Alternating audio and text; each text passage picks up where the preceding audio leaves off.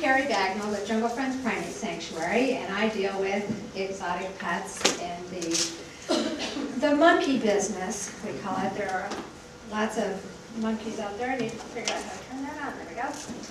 And Jungle Friends is located in Gainesville, Florida, and we get monkeys from all over the world, from laboratory research and from hoarders, people that collect animals and think that they're doing a really good thing by helping them, and the ever-exploding exotic pet trade.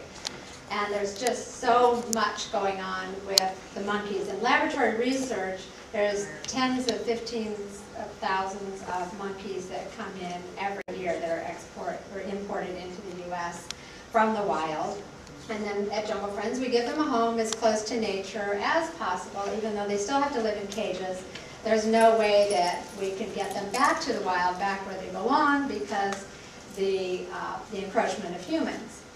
And like I said, they do horrible studies. These little guys were caught in the wild as adolescents and lived in these 2x2x2 squeeze cages for iron studies. We call them the Iron Men, and that's Angel. And when we first released him in his outdoor habitat from these little cages, he stayed right there and didn't move for hours and hours and hours. And that's how they live in the wild. And it's just amazing to watch him just do the usual capuchin relaxing mode after so many years of being in laboratory research. And then in entertainment, this is Jimmy Sr. He's in his 50s. He was an organ grinder's monkey on the streets of New York. They amputated several of his fingers so he couldn't pick his lock. And then he was as a pet in a pet shop as a display for another 20 years. When he came to Jungle Friends, they said, the USDA contacted me and said, we don't even know what kind of monkey he is. He's a capuchin, but he's gray, he doesn't have much hair. He's practically bald, he doesn't make eye contact. They said, he's pretty much gone mad. Do you still want him? I said, yeah, he can be at Jungle Friends and be crazy too. And he came and he didn't make eye contact, he didn't play, he didn't do anything for about 4 days. And this is Jimmy now. And that's a play face that we call it at Jungle Friends, and that's the typical monkey play face. Big open mouth, happy. Something happens, there's something with men that he doesn't like, and whenever men come to the sanctuary, Jimmy digs up all of his mulch and throws it at the guys. We give him ping pong balls now, so that he doesn't hurt people. And if you're a guy walking through the sanctuary, you are asked to please fall over if he hits you. And then he gets all excited and jumps up and down. Being able to knock over the guy. So he's a very happy guy now. And we get a lot of monkeys from hoarders. People, a lot of times it starts out where they want to help animals, and then they get hundreds of animals, and they can't care for them. And this is, some people dock their tails. Makes it easier to change diapers. The monkeys with the tails that get in the way. A lot of them take out their teeth. This is different. They do ridiculous things. Shock collars around their necks, and they pull out all their teeth so they can't get bitten. And then breeders and poachers. A capuchin monkey, the babies live on their mother's back for up to 2 years and nurse. And they steal them off of their mothers as early as 3 days old. And then they put them on a surrogate, some kind of a stuffed animal, and they feed them the wrong, they feed them everything wrong. They don't even have the benefit of mother's milk, not to mention the psychology that goes along with that of being stolen from your own species. This is a little monkey that was on Panama, they found him on a cruise ship. And they said, well, he just jumped out of the tree and onto the boat, and of course, they confiscated the monkey, and he had shrapnel on him, which what that means is they shoot the mothers and steal the babies. And then they sell them to tourists, and that's what happened. This little guy was released on the island, so he's doing better.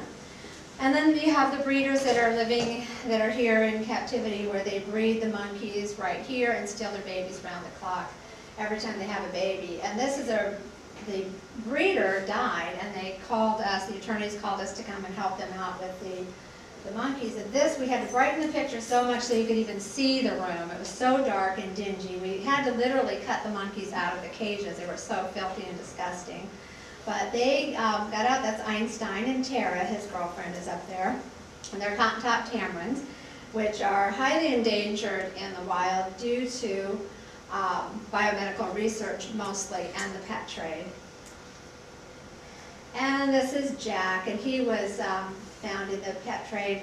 He was actually found, it was a drug deal gone bad. 3 people were shot, 2 people were dead. There was a tiger 2 weeks prior to that. They had an alligator there this time. He was chained to the back porch and in Ohio in horrible conditions. He came very malnourished, and now Jack is doing great, and that's him with Connie. That's a play face that we talk about. We call that the highest state a primate can reach, is the play state. All primates should play. Humans and other than human primates should always play. So that's when we know that we've done our job, is when they play.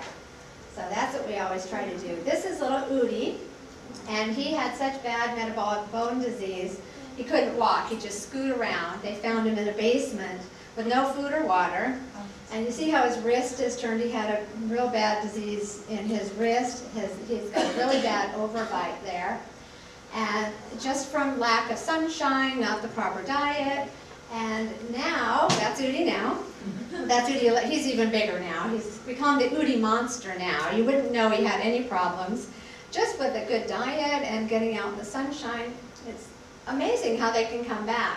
But they can die so quickly if they're not, taken care of.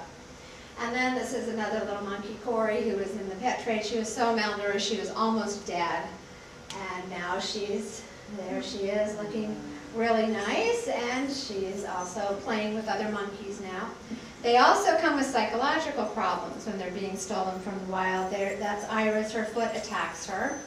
And then they do a lot of digit sucking because they weren't on their mothers, so they were taken away so they're sucking their thumbs or toes. Because they were living with humans, they were fed wrong.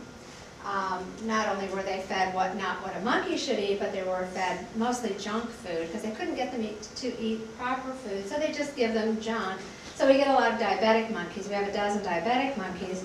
Most of them start on insulin, and we've been able to get all the monkeys off of insulin except for Connie, who's still on insulin.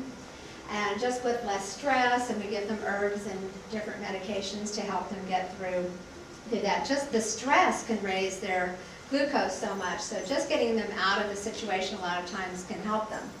And then this is little Curry. She came in from the pet trade, couldn't walk, couldn't eat, couldn't even drink on her own.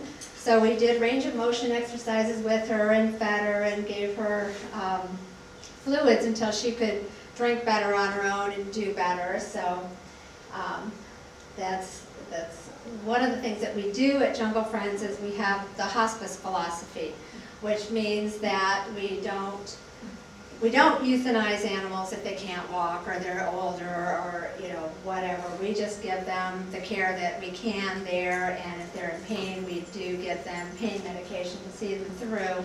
But we always keep them there, and they live there until they die.